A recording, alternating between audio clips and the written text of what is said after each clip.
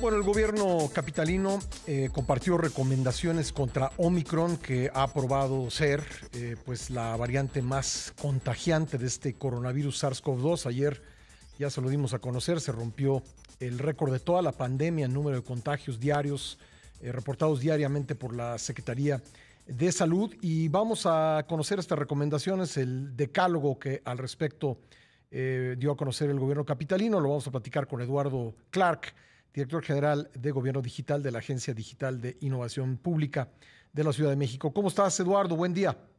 Hola Pascal, gusto saludarte, gracias por la invitación. Bueno, pues entremos en materia. ¿Cuáles son estas recomendaciones?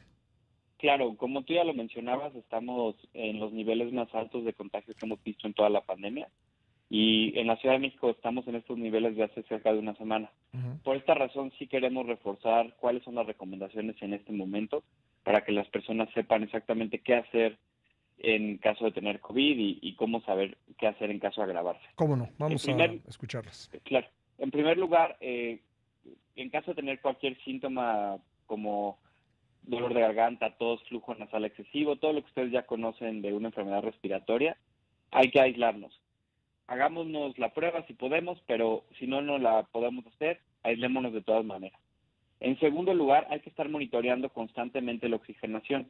Si esta se encuentra por arriba del 90%, no tenemos dificultad para respirar, no tenemos fiebre, no es necesario que en ese momento vayamos a un hospital, pero sí hay que seguirnos monitoreando la oxigenación. Uh-huh. En caso de tener estos síntomas leves, hay que permanecer aislado y evitar contagiar a otras personas. La gran mayoría de las personas vacunadas no va a presentar síntomas graves. Esto no significa que todo mundo pueda estar, déjame ser preciso, no significa que no haya personas que vayan a agravar.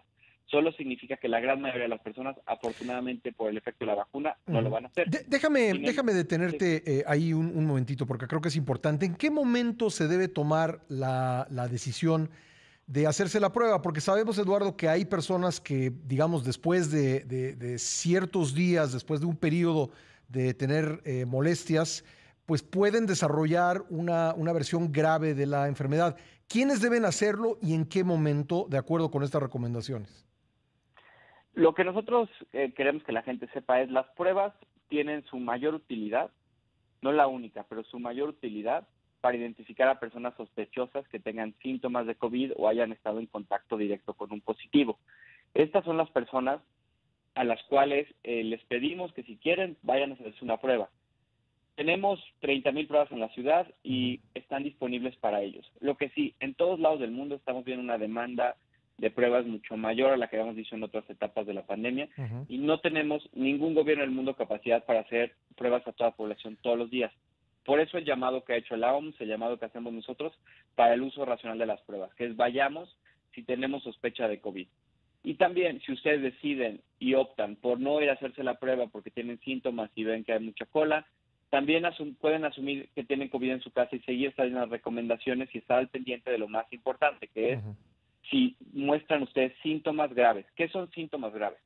Tener una fiebre que permanezca más de 2 días. Uh-huh. Tener un problema de oxigenación que haga que nuestro monitoreo en el oxímetro esté abajo de 90 de manera constante. En ese caso, sí hay que llamar al 911, sí hay que llamar al Locatel para que nos haga un médico una evaluación remota, sí podemos ir o recomendaríamos ir a una unidad médico familiar, a un hospital, en ese caso. Y eso es importantísimo, Pascal.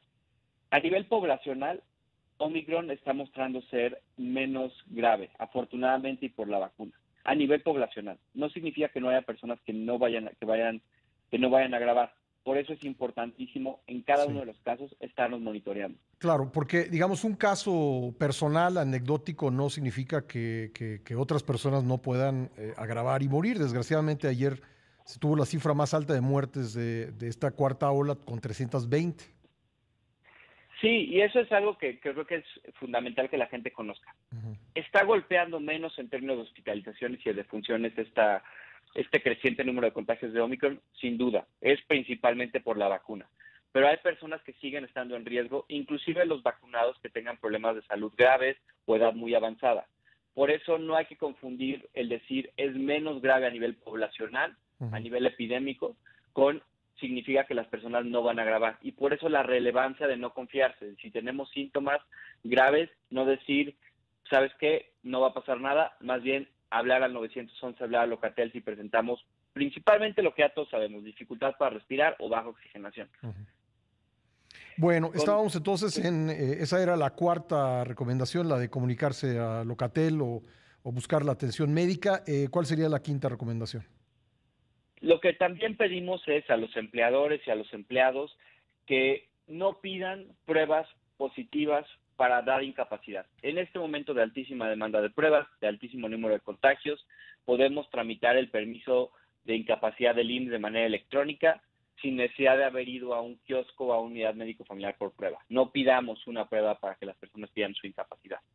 Continuemos con las medidas preventivas. El cubrebocas sigue siendo una herramienta esencial para evitar la transmisión y hay mucha evidencia que inclusive estando en contacto con un positivo, la probabilidad de contagio es mucho menor si tenemos el cubrebocas puesto. Guardemos esa distancia entre las personas y tratemos de tener el estornudo de etiqueta, por ejemplo. Evitemos en medida de lo posible aglomeraciones. Ventilemos los espacios. Hace mucha diferencia también la probabilidad de contagiarse, de estar en contacto con un positivo si los espacios están ventilados. En noveno, en caso de no estar vacunado, vayan a vacunarse. Tenemos sedes de rezagos. La semana pasada atendimos cerca de 73,000 dosis de rezagos solo en una semana. Hace toda la diferencia, Pascal. Así como decimos que la gente que es menos grave el Omicron a nivel poblacional, es claro que esto pasa por la vacuna, pero las personas no vacunadas siguen estando en un riesgo muy similar al del año pasado, al del verano, al de hace 2 años. Vacúnense si no han tenido la oportunidad.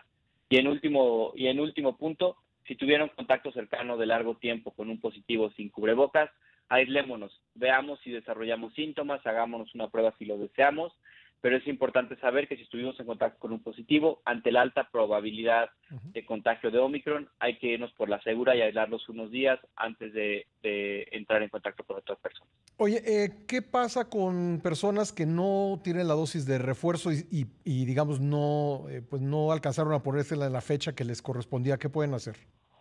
Si ya ustedes pasaron su etapa de refuerzo, que puede haber sido para personas de 60 y más años, para personal médico o personal educativo, pueden acudir a cualquiera de las 10 sedes que tenemos en este momento A cualquiera. para personas de 50 a 59 años. Es decir, es un esquema en el cual, si ya pasó tu oportunidad, puedes ir a las actuales. Esto no solo es importante porque se les fue la fecha por un descuido de que no lo vieron, también es importante de la transmisión de COVID. Es posible que muchas personas no pudieron ir por tener COVID en las fechas pasadas.